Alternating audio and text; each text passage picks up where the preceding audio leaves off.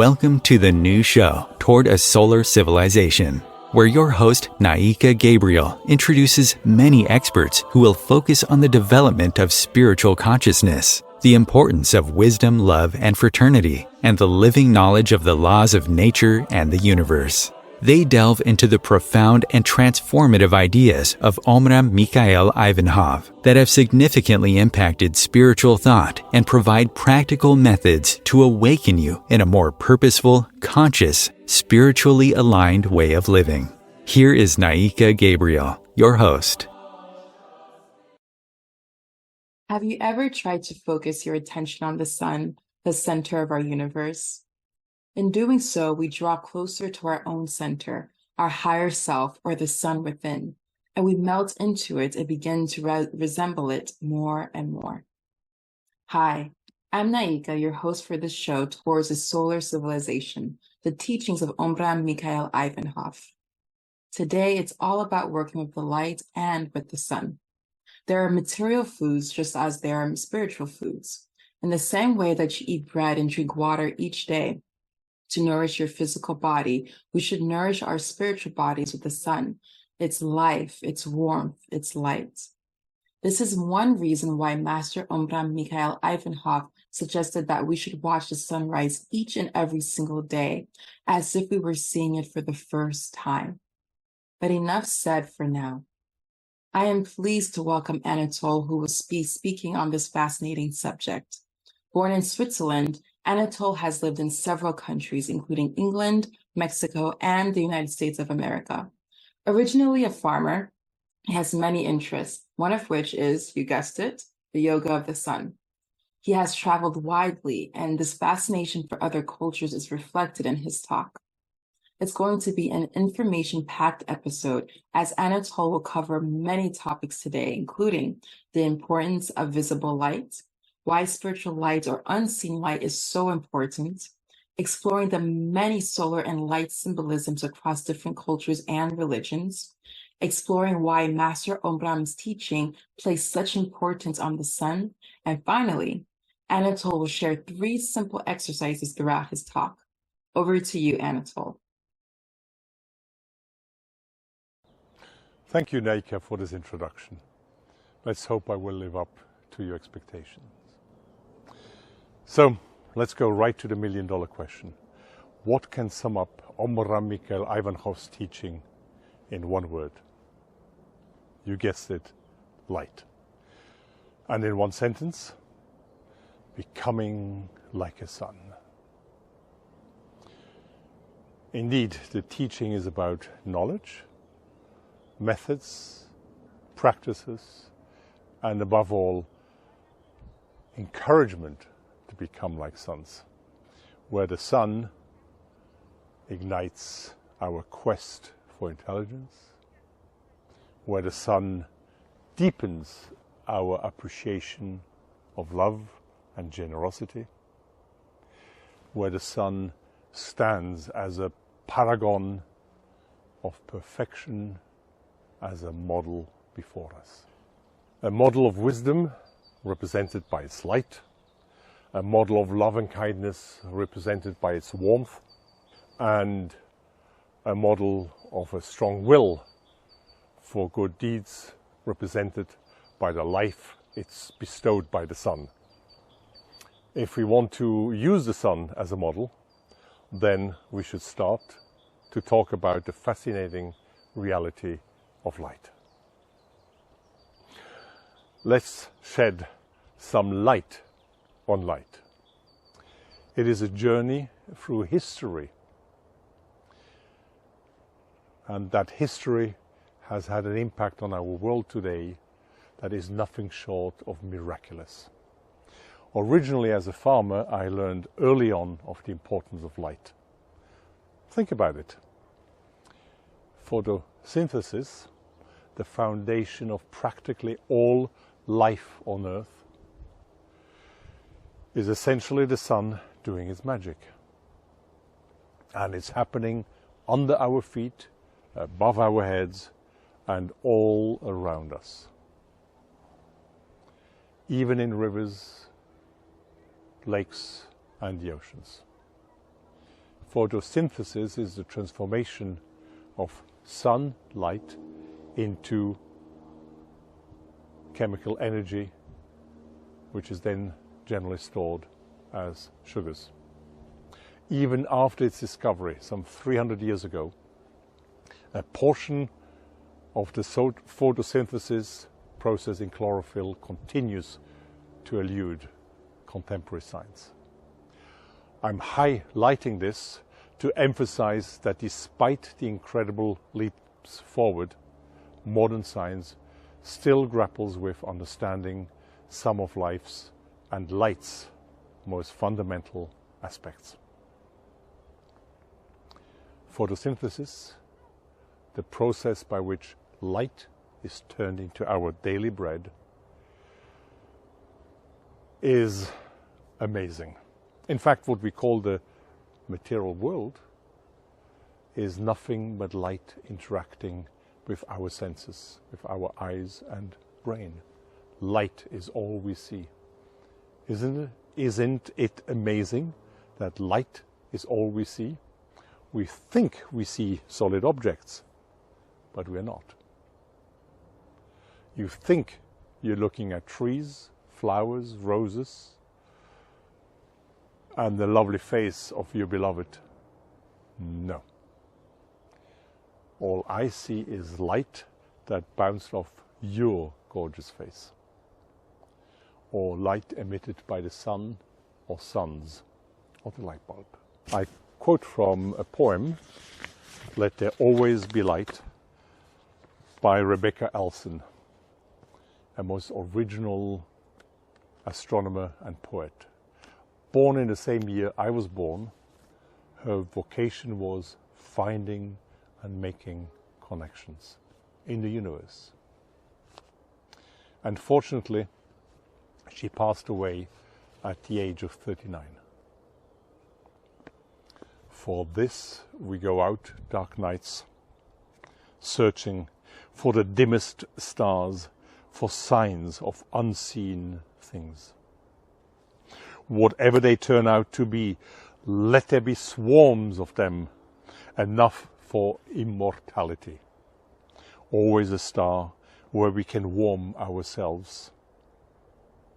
Let there be even enough to bring it back from its own edges, to bring us all so close that we ignite the bright spark of resurrection. End quote. Indeed, we strive to capture the light from the faintest, most distant stars. Yet even here on Earth, our search for light happens amidst the unseen. Our eyes, wonders of evolutionary creation. Evolutionary creation, what a great term, I just made it up. They were formed with the influence of the sun, and for good reason. They are most sensitive to the yellow part of the electromagnetic wave spectrum. But wait, wave? Isn't light made of photons or particles of light? Newton believed light was made of matter, particles of matter. Huygens argued it was a wave. A century later, Young showed it was a wave through his famous double-slit experiment, only for Einstein to come along, yes, this Einstein, to come along and show that it was not matter, but a little quanta of energy, later called a photon, as well as a wave. Isn't it fascinating that light both acts as a wave and as a tiny packet of energy? And just as intriguingly, light behaves differently when you're looking at it than when it's not observed. From mastering fire 1 million plus years ago to the Stone Age oil lamp 15,000 years ago to Edison's light bulb in the late 19th century, light has been key to human progress. More Nobel Prizes, in fact, have celebrated light-related cell discoveries than any other topic.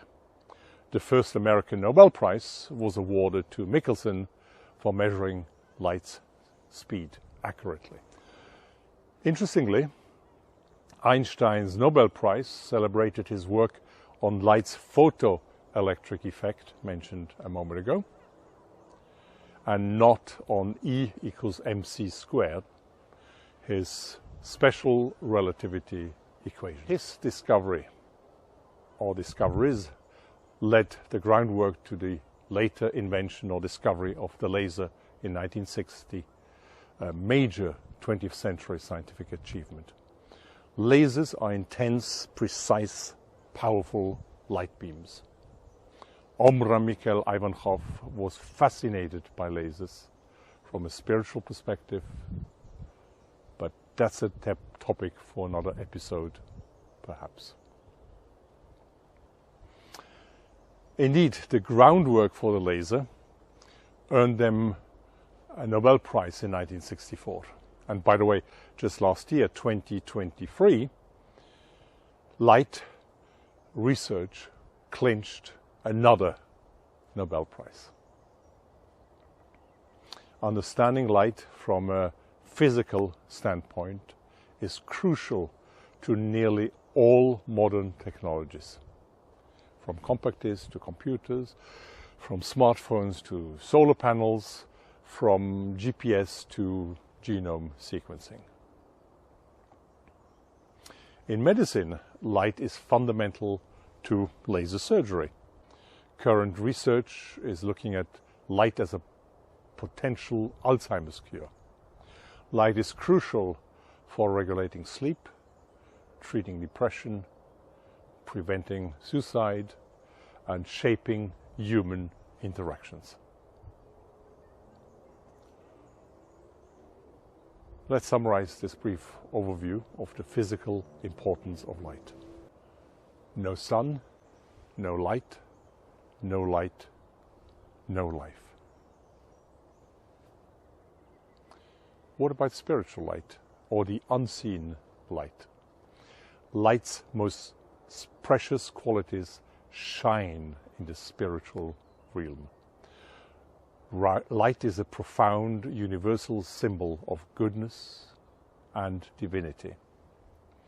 It embodies the triumph of good over evil. It symbolizes purity and spiritual awakening. As such, light embodies a universal force, fostering a sense of collectiveness, unity, and brotherhood across different spiritual paths.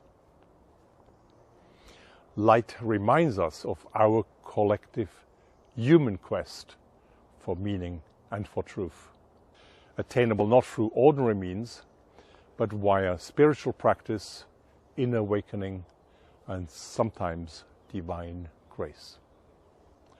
I quote Omraam Mikhaël Aïvanhov: "By leading you to the sun, I'm leading you to the Christ, the Spirit of the Sun, who said of himself, 'I am the light of the world.'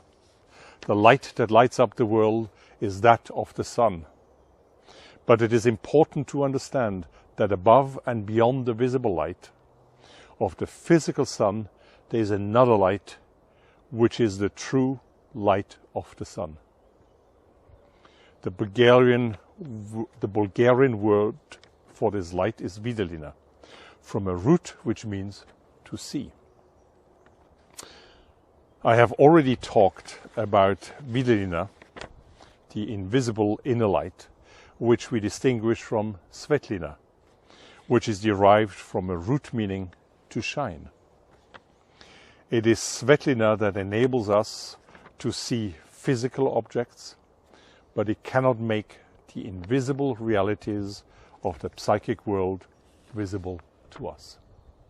For this we need videlina, and to obtain videlina we must establish a close bond with the sun, for even though it is invisible, videlina also comes from the sun. Videlina is subtler and richer than visible light. And it takes years and years of work, meditation, prayer, and contemplation of the sun to possess even the most minute quantities.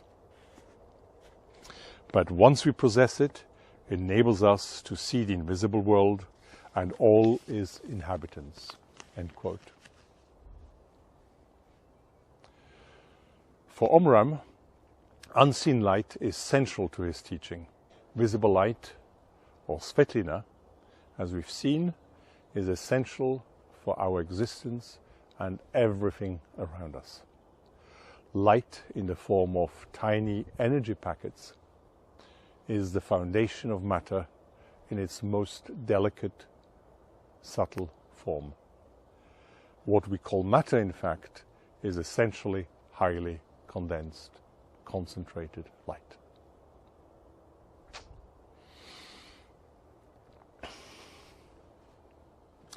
But it is the unseen light, Vidalina, that underpins, in fact, all creation. And with simple exercises, which we will explore shortly, we might gradually be able to perceive this unseen light. And illuminate our inner selves, extend it outward, and even start to see the unseen or spiritual world. Yet many question the existence of this unseen light. I remind them that many groundbreaking ideas were proposed well before science embraced them. The shift from a geocentric worldview, where the Earth is the center of the universe, to a heliocentric worldview, where the Sun is the center of the solar system, is a prime example. It took 1,800 years from Aristarchus of Samos, passing through Aryabhatta in India, until the idea that the Earth orbits the Sun was again revived by Copernicus in the 16th century. But even then, this game-changing idea faced resistance from the Roman Catholic Church, and it was not until Galileo Galilei and Kepler again worked on it that the heliocentric model became to be widely accepted. Decades after Copernicus, millennia after Aristarchus, whose adversary of sorts was Ptolemy with his geocentric or arguably egoistical worldview. This new heliocentric worldview completely reshaped our understanding of the world and our place within the entire cosmos. Its impact was profound and profoundly altered the course of human thought and progress and history. Even today, modern science has much ground to cover in catching up. We readily believe that water is composed of 2 hydrogen atoms and 1 oxygen atom to form H2O. And then we build on such knowledge to propel human innovation to new heights. Why not listen to those who've explored inner realities and seen the unseen light? It's even attainable for anyone ready to invest modest effort and engage in relatively simple practices. Practices that help me tackle life's challenges, resolve inner conflicts, confront my demons, and slightly improve my generally bad behavior. Or so I hope to believe. As a scientist, I have no difficulty embracing certain concepts not yet accepted by modern science. Why? Because such beliefs open our senses to the inspiration of other realities. Consider, for example, light. Light is a form of radiation of the electromagnetic spectrum. Only a tiny fraction of that spectrum is visible. We don't see radio waves nor microwaves. But at times we perceive infrared light as heat. Visible light we see, but we don't see ultraviolet light, X-rays, nor the smallest of them all, gamma rays. For centuries, science remained unaware of electromagnetic waves beyond the physical, for a lack of tools for detection and measurement. What we can't see or measure doesn't exist, so-called modern science still asserts today. It is such a narrow stance, failing to heed the lessons from the history they themselves have written. Who knows what else science cannot see yet? For now, the unseen light falls into that category. Conventional knowledge has its place and served me well during my career. Modern science often overlooks, or worse, outright dismisses spiritual dimensions. The great initiates and masters of humanity, with their spiritual science or initiatic science, tell us about their findings. Rudolf Steiner in GA 291 said something to the effect, "Seen from within, light transforms into thought. And seen from without, thought shines as light." What an intriguing concept to contemplate.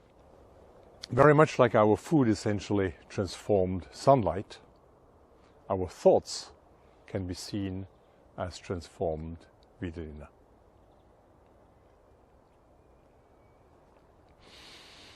Let's do a brief exercise, starting with visible light and extending it later to the unseen light.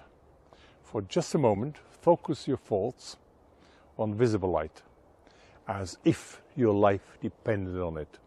Imagine this light as white. Sunlight includes all the colors of the spectrum. Red, or the spirit of life. Orange, or the spirit of sanctity, dignity and health. Golden yellow, or the spirit of wisdom, prudence. Green, or the spirits of eternity, evolution, hope and wealth. Blue, or the spirit of truth and peace. Indigo, or the spirit of strength, the spirit of royalty. And finally violet or purple, or the spirit of sacrifice and spiritual love and omnipotence. We will delve into colors and how to use them for spiritual work in another episode, perhaps. For now, I'll display an image of pure white light for just 1 minute. During this minute, I invite you to close your eyes and concentrate solely on light, but not if you're driving. Picture yourself as clear and crystal and allow light to fully permeate your entire being.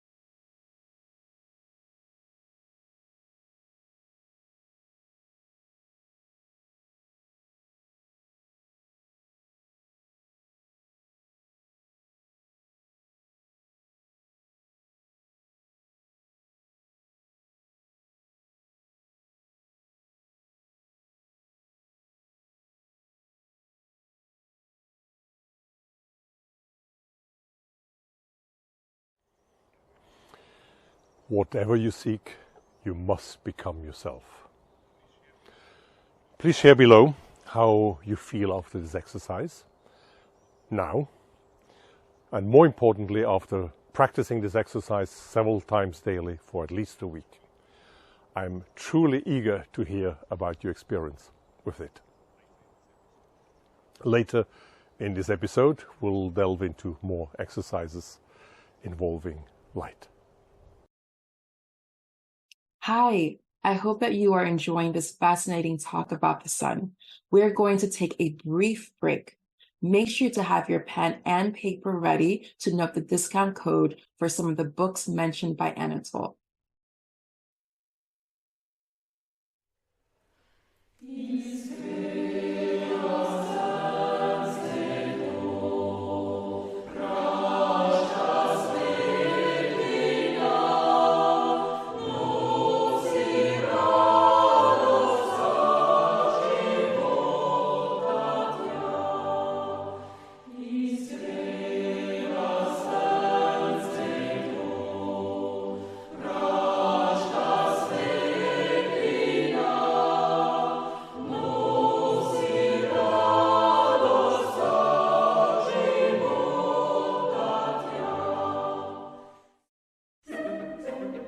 Imagine becoming a super influencer. Reinvent yourself, invest in your brand, and then manifest your success with a robust spheric approach. Om Times Media and Broadcasting offers a unique and multifaceted way to become the spiritual and conscious influencer you deserve to be by putting your message across our powerful platform with its proven record of integrity and excellence. Through our produced shows, Om Times offers the opportunity to become a social media TV personality, a radio show host, an Om Times magazine columnist, and a syndicated podcaster, all in one shot.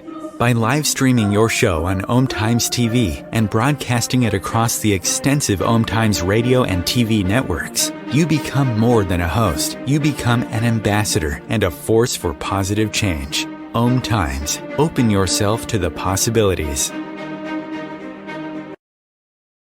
If I could be you, and you could be me for just 1 hour. If we could find a way to get inside each other's minds. Walk a mile in my shoes. Walk a mile in my shoes. Well, before you abuse, criticize and accuse, walk a mile in my shoes. Welcome back. I'm glad that you're still here. The second part is going to be equally as action-packed. Stay tuned because this episode is going to end with an all-important prayer at sunrise in the Master's own voice. As a quick reminder, the next episode in 2 weeks will be about the importance of collectivity's power and benefits. And finally, in 1 month, Anatol will return and share his interview with a range of people from all over the world, from Africa and Asia, North and South America, and even Oceania, and how they experience Omraam's teaching in everyday life. Back to you, Anatol. I cannot wait to hear the rest of your talk. And thank you for joining us. I am your host, Naika, and I will see you in 2 weeks. Thank you, Naika. The practices of the teaching facilitate personal transformation and thus contribute to the improvement of the world in which we live. I quote Omraam Mikhaël Aïvanhov again. Your ability to focus on lightful objects will save you from all situations, even when you leave this life, because this ability persists even after your death, for it does not come from the brain, it is only reflected in it. It is the spirit that possesses it. There is no work more worthy, more glorious, more powerful than working with light.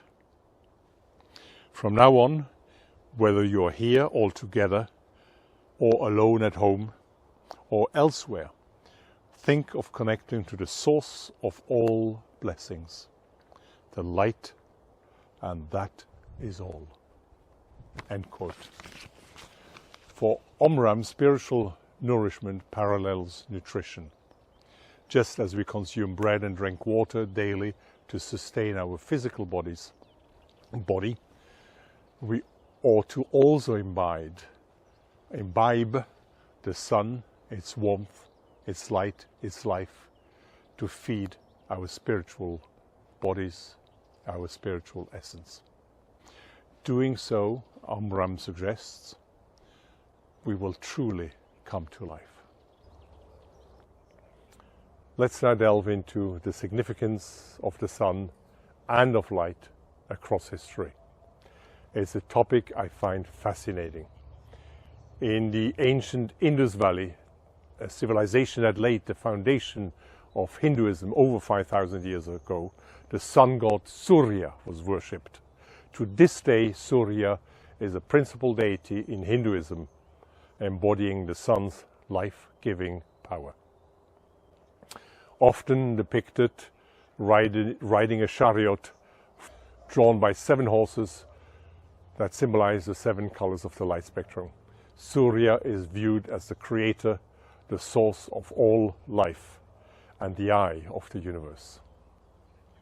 One enduring celebration is Diwali, the festival of lights, which commemorates the triumph of light over darkness. In ancient Egypt, the sun god Ra held immense significance, revered as the creator of life. Also linked to Ram was Horus, those who followed the path of the spiritual sun, as his followers were called. Later, during the New Kingdom era, Akhenaten sparked a revolutionary shift. He not only established a monotheistic worship center around Aten, the sun god, but also elevated Aten to the supreme and sole creator of life. Aten was symbolized by the sun disk, portraying the sun's life-giving energy with rays extending downward, each ray offering a blessing. In Judaism, light holds profound significance, intimately linked to the menorah, an ancient symbol of the Jewish faith.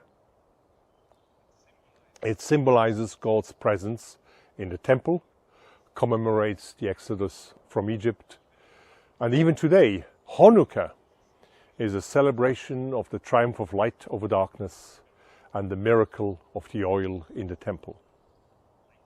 Later, in the Zohar, the cornerstone of Jewish mysticism or Kabbalah, light serves as a metaphor for the divine presence and for wisdom.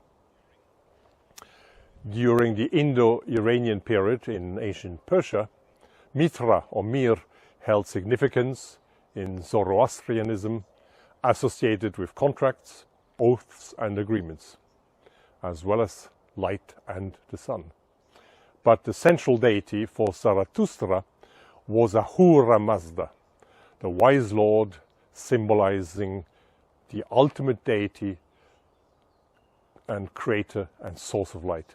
He perceived the cosmic principle in the sun, a being later called Christ. In Buddhism, light symbolizes wisdom and enlightenment, with meditation practices frequently focusing on inner light to achieve spiritual insight and to be guided toward the path of or to nirvana. Siddhartha Gautama, the historical Buddha, is often depicted with a radiant aura symbolizing his state of enlightenment. In ancient Greece, up to the Hellenistic period, Helios, the sun god, was revered as he traversed the sky in a chariot drawn with 4 horses. During the Roman Kingdom, Republic and Empire, worship of the sun gods and the symbolism of light held significant sway, reflecting religious beliefs and also political power. Sol indiges, the indigenous sun, essentially referred to Helios of Greek mythology. And later Sol invictus, the unconquered sun, were both important symbols for the Romans. Although there's evidence that religions were practiced in China since Neolithic times, Taoism is unique among major world religions. It doesn't have the concept of gods, but promotes humility, pacifism, and living in harmony with nature and with each other. And Taoism also has the sun. It teaches that two forces, yin and yang, together produce everything in the universe. The moon expresses the cool, dark, feminine force of yin, whereas the sun expresses the hot, bright, masculine force of yang. The two principles together produce harmony and order in the entire universe and wealth and peace in a nation. Before we continue with Christianity, Islam, Shintoism and many, many more, let's break with another brief exercise. We will try to harmonize our breath with our thoughts. And I quote Omraam again. You inhale, thinking that you're drawing in the light, and you exhale, thinking that you're projecting it onto yourself, onto your organs, onto all your cells. Then you inhale again and exhale. Very quickly, you will be able to see how this exercise acts beneficially on you. You will feel relaxed and in peace. End quote. For 1 minute, let's inhale. Let's inhale, thinking of drawing in light, and exhale, thinking of projecting light.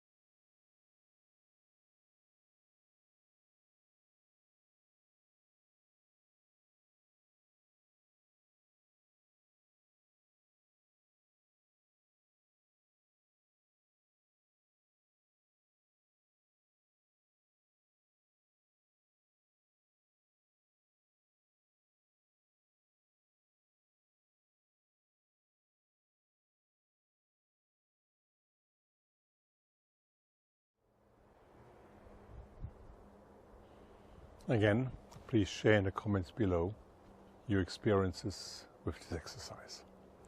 In future episodes, perhaps, we will expand on these exercises to include the world and the universe and humanity. But back to solar symbolism. In Christianity, Jesus Christ himself is often described as the light of the world. The Bible uses light as a metaphor for spiritual revelation and sanctity. I quote the Gospel of John 1:4-5, describing Jesus Christ as the source of light and of life. In him was life, and the life was the light of men. The light shines in the darkness, and the darkness has not overcome it. End quote. The sun is no longer a deity in Christianism, but a powerful symbol of Jesus Christ himself. The sun in Christianity symbolizes the presence of Jesus Christ. I am the light of the world. Whoever follows me will never walk in darkness, but have the light of life. That was John 8:12, I think. In Islam, light or nur is closely linked with divine guidance, and the Quran, which is also referred to as the light, interestingly. It symbolizes guidance, purity, divine presence, and understanding. In fact, the concept of Noor is used to describe the light of Allah. Noor is also associated with the prophets, including Jesus and Muhammad, as the bearers of divine light and guidance. Sufism, Islam's mystical branch, emphasizes the spiritual importance of light. Light takes a fundamental place in Sikhism. In Japan, Amaterasu, the sun goddess, plays a central role in Shintoism, Japan's indigenous faith. In Africa, tribal settings, examples abound. For the San people or Bushmen of southern Africa, the sun is central as the powerful life-giving force. For the Yoruba people in West Africa, their supreme deity, Olorun, is associated with the sky and the sun. For the Dogon people in Mali, slightly to the east, advanced astronomers had detailed knowledge of the cycles of the sun, central in their ritual ceremonies and agriculture. Many others emphasize inner light from A to Z. Anthroposophy, Baha'i faith, neo-paganism, Pentecostalism, Quakerism, Rosicrucianism, Theosophy, Vika, and of course Zen Buddhism. Even Norse mythology features Sol, the sun goddess. Having lived in Mexico, it would be inexcusable negligence not to mention the Aztec. They have Tonatiuh, the sun god. Most significantly, Huitzilopochtli, the god of the sun and founder of Tenochtitlan, modern-day Mexico City, held a central role in Aztec rituals and cosmology. Far to the south, the Incas believed their royal families were direct descendants from the sun. And finally, the diverse Native American tribes who lived on that land for eons. For them, the sun has been significant as Earth's guardian and as a primary deity in their spiritual rituals. Ceremonies involving fire invoke the symbolic properties of light. Native American cultures are renowned for profound and diverse traditions. Highlighting just three. For the Hopi, the sun is the window of Taiwa, the almighty creator. The Lakota perform the sundowns, expressing their spiritual connection with the sun. Having lived on sacred land of Cayuga Lake near Ithaca, I can't overlook the significance of Sky Woman in their cosmology of the Iroquois.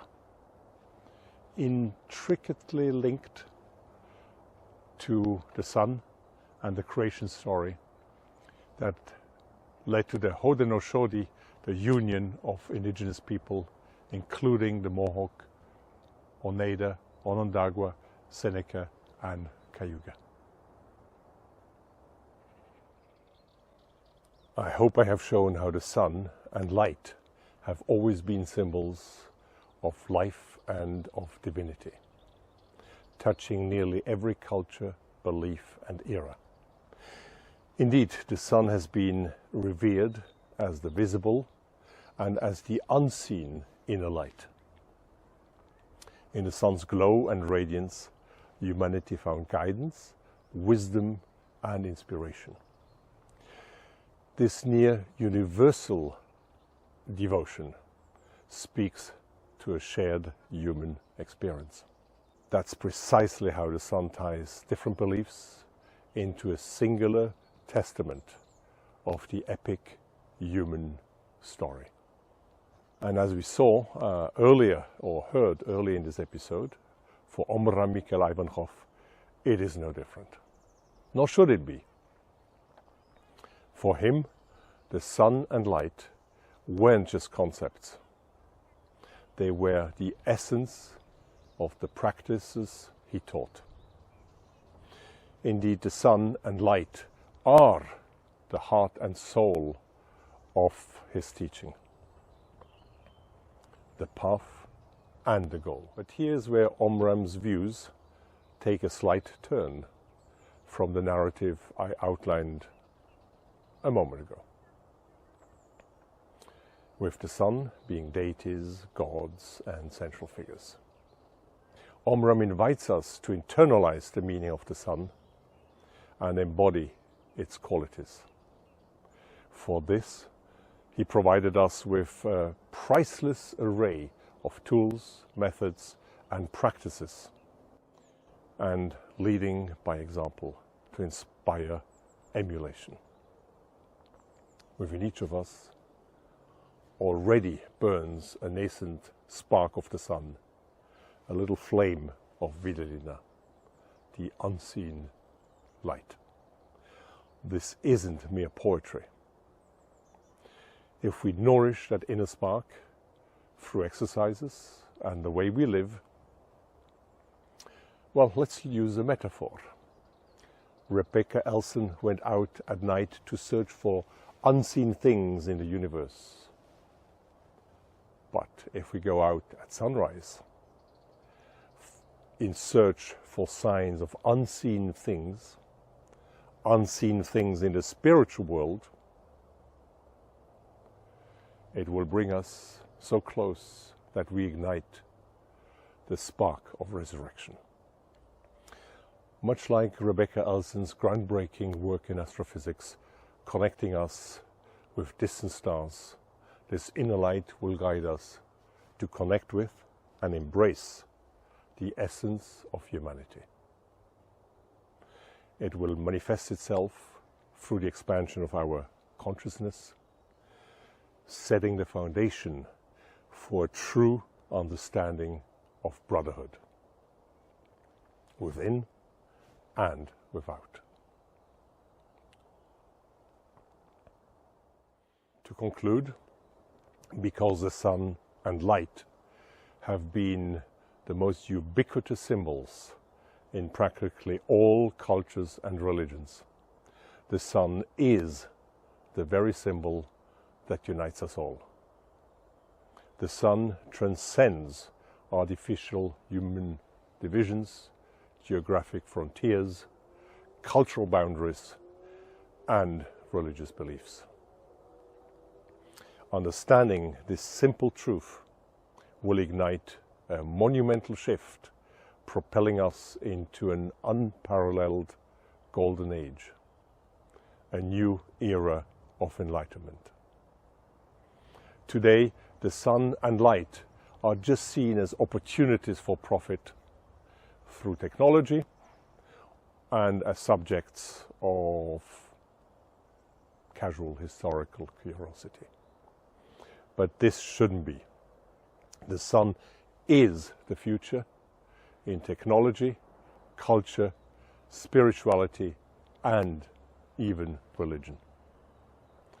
So much so that Omraam Mikhaël Aïvanhov spoke of the advent of a new solar and universal religion.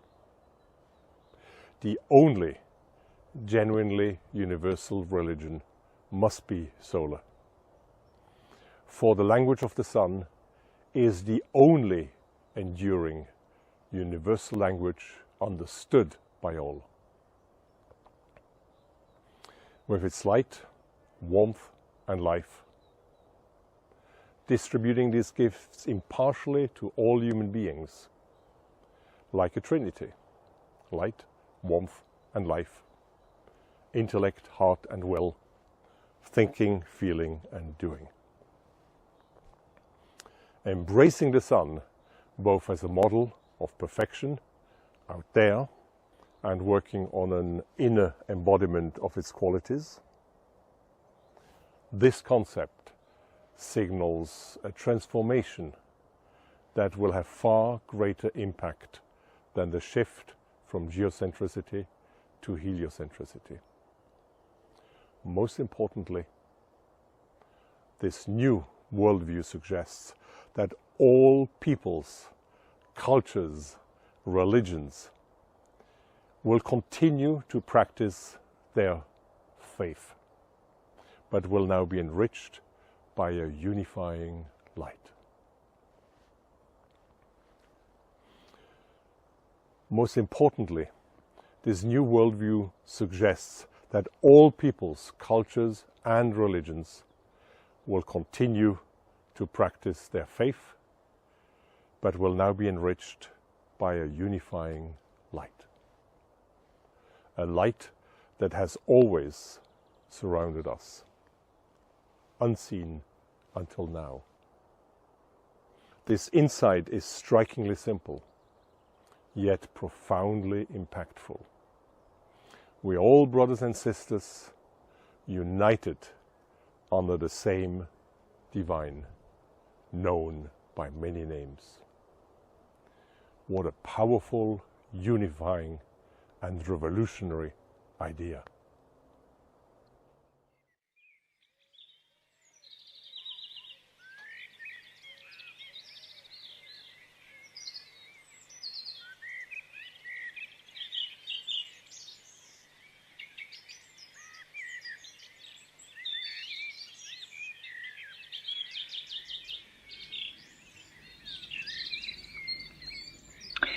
Et maintenant, mes chers frères et sœurs, voilà les quelques paroles que vous pouvez utiliser en regardant le soleil. Alors, étant bien préparé de la veille, étant calme avant le lever du soleil, déjà avoir fait le nécessaire pour recevoir ces rayons et vibrer. Alors on attend le premier rayon avec amour et on prononce en lui-même.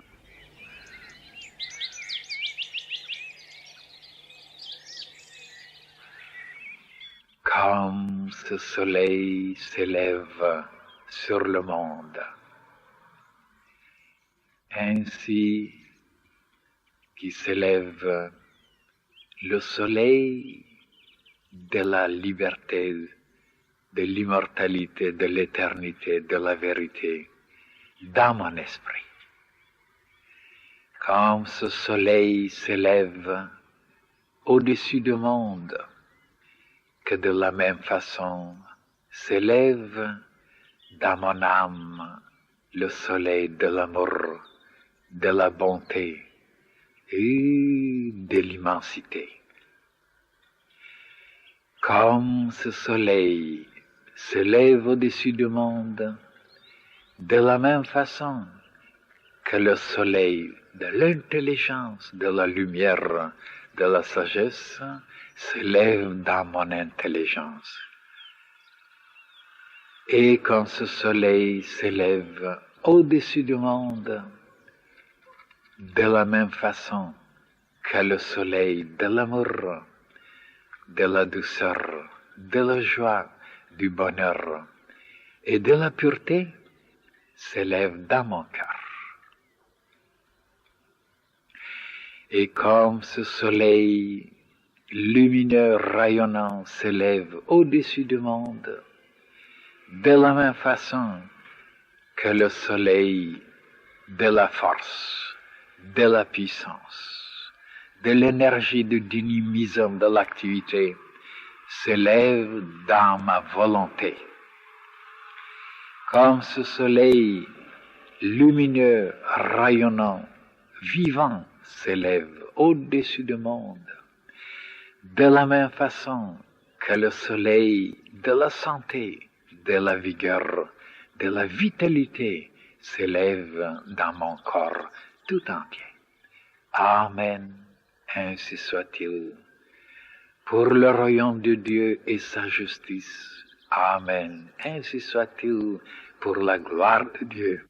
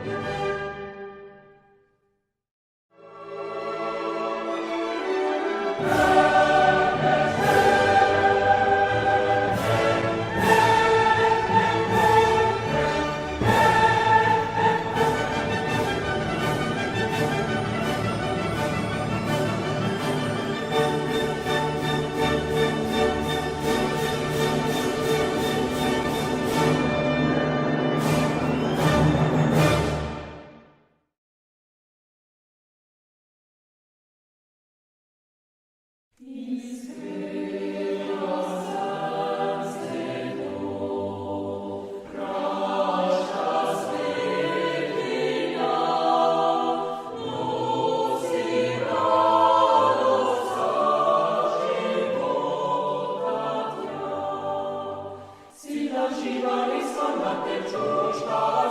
živa is ona tečuška,